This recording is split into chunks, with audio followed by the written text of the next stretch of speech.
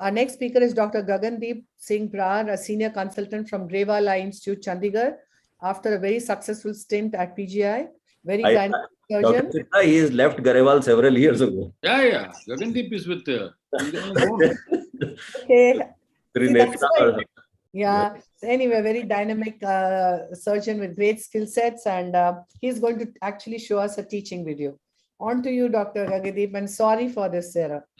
Thank you, Dr. Chitra, and I thank the ARC as well for having me here today. And my video today is essentially going to be managing small pupil without mechanical dilating devices. And we all know that the small pupil during the surgery can give us major problems, major hiccups during the surgery. And we know that we have a lot of pharmacological interventions available to us, including the visco dilation and a host of mechanical devices which are available to us. I'll just take you through some of the steps of managing a small pupil without the use of mechanical devices.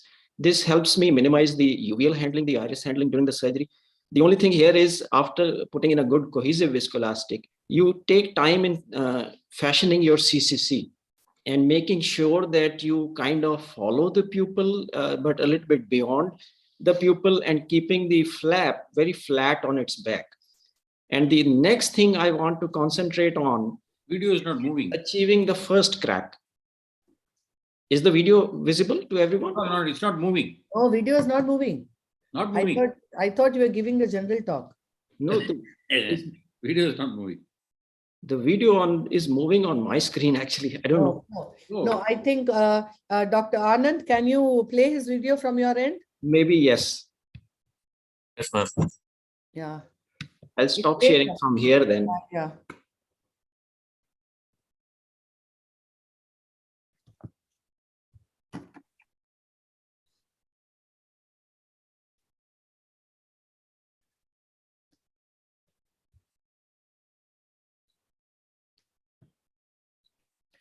You have to share later Swapna's video also. And Dr. Alok also. Okay. Yeah, Alok also. I'm sorry for the hiccup. So continuing with the video, actually, I've already gone through the small pupil, the devices as well as the pharmacological modulations which are available to us. Yeah. And when handling a small pupil, this is a softer cataract. So the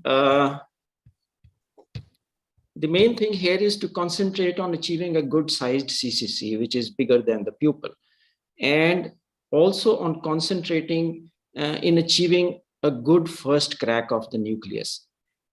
And then the next step is, when you want to remove these nuclear pieces, make sure you don't remove large pieces out of that small pupil, because once these large fragments, they start touching the edge of the pupil, that will lead to further constriction during the surgery. So, and you remain almost like dead center with all your maneuvers right in the middle of the small pupil.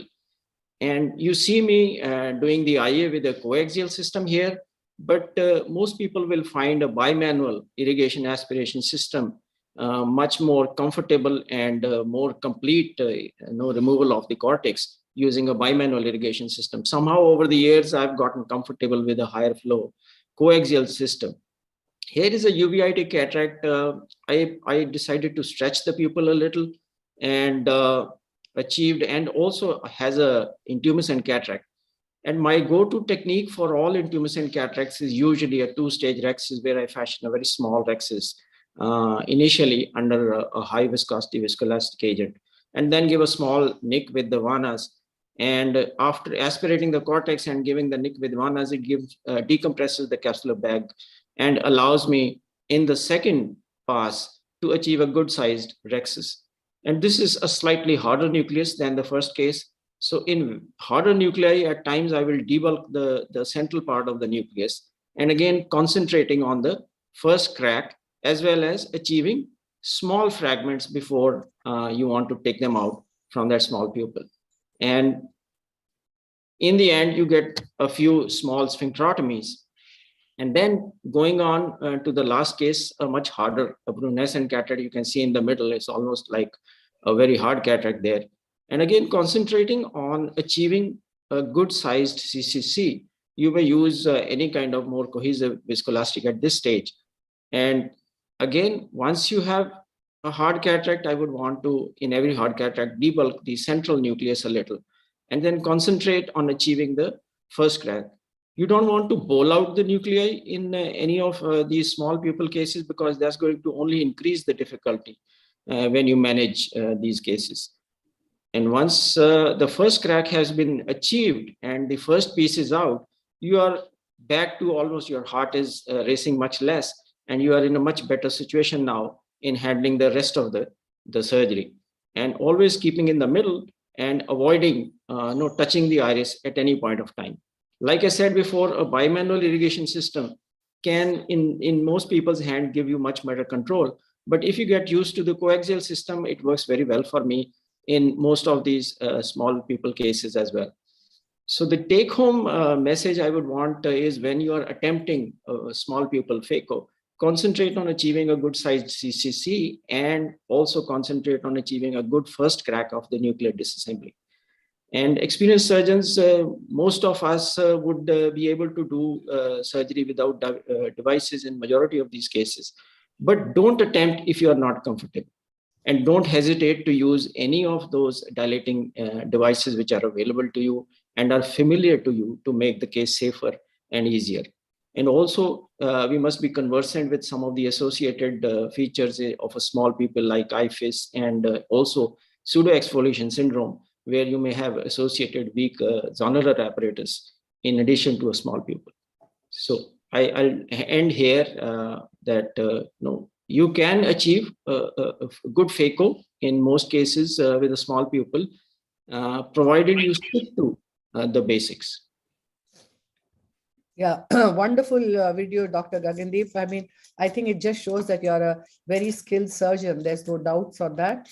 But I think I have a very low tolerance of using iris hooks, and the pupil starts getting a little smaller. It takes a second to put in those iris hooks, and the surgery becomes so very easy. So on this note, I'm sure each of us are what we are.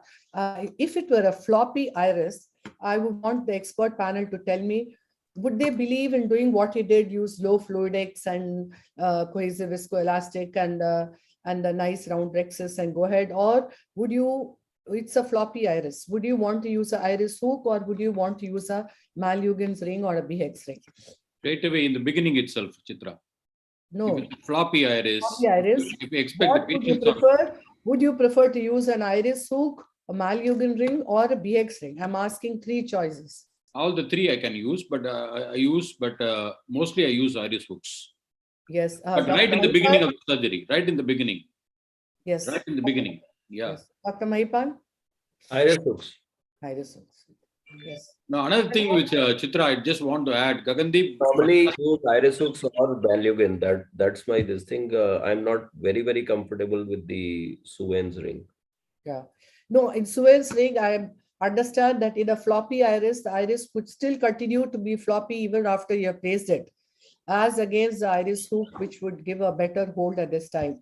Again, as far as, I mean, we are not discussing your case, Dr. BRAR. Yours was just about wonderful surgical prowess. I think. Can I make a point? Gagandeep made some excellent points, Yeah. and a very nice teaching video, Yes. and worth repeating again and again. Yes. And the very important aspect is that, I always like to make a difference between a small pupil phacoemulsification and a small rexis phacoemulsification. And as you very nicely showed, as far as you're able to have the control to take the rexis under the pupillary margin and create a 4.5 millimeter rexis, then you are able to manage most of the cases without the need for any devices. And another factor is regarding the parameters that you use. Definitely lowering down the parameters in these situations is a good idea. Just like you said, you keep the phaco tip right in the center, allow the fragments to flow in rather than go chasing after that. The main tip is that once you catch hold of the iris and you have traumatized the pupillary margin, there is a magnetic attraction for the pupil to keep flowing in.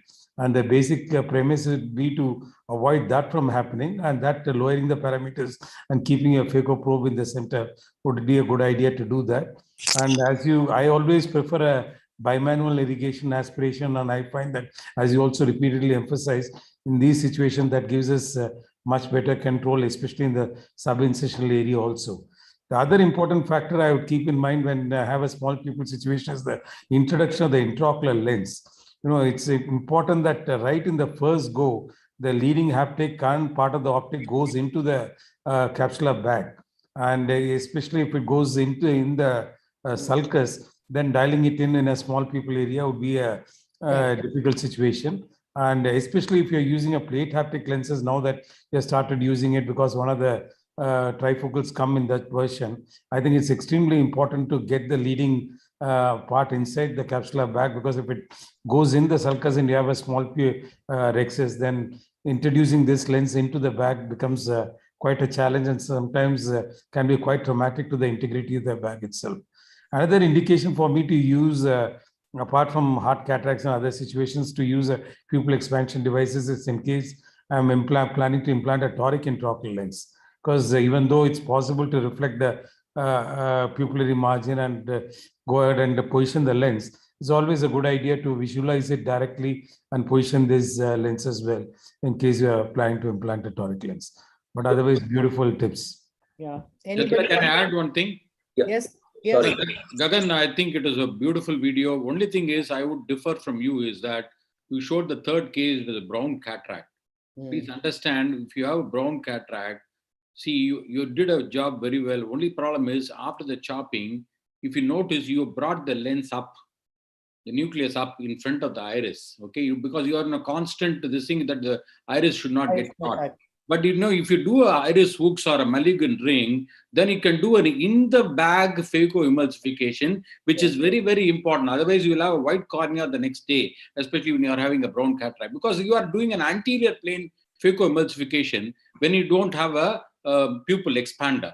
So because you're watching the iris, you don't want the iris to get caught into the phaco probe. So you have a tendency to come forward near the cornea, and especially when you have brown cataract, then you will have a white cornea the next day. So one thing I think, Gagan, you showed very well. There are two things that I'll wish to emphasize. One is the use of visco. If you are coming in and out, you can do that, and you can actually use visco, so it will dilate what we call as viscometriasis. And the second thing is use a Lester hook.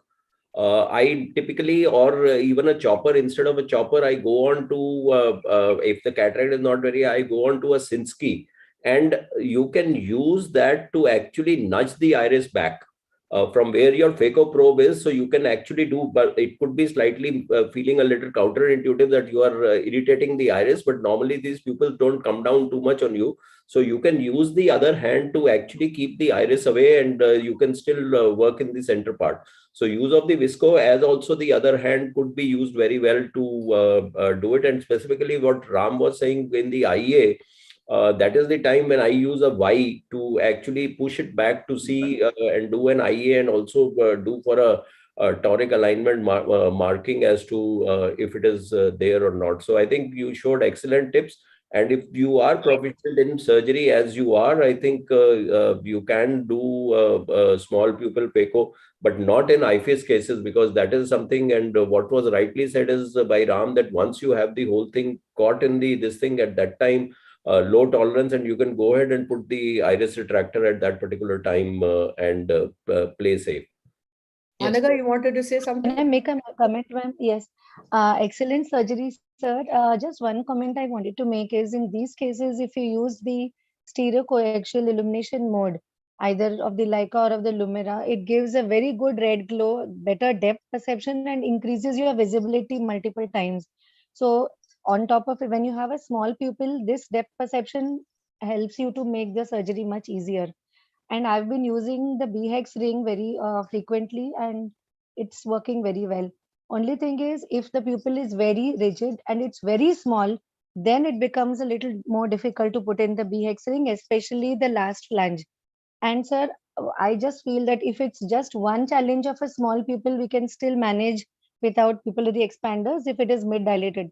But along with it, if it's a very hard brown cataract, or if it's an intumescent cataract, or if it's a severe floppy iris where you know that preoperatively you have seen that the pupil is not dilating at all and you're probably expecting a lot of iris prolapse, then in such cases, initially only before we start, it's probably better to use a pupillary expander. Yes. Lovely surgery otherwise, sir. Yes. Thank you.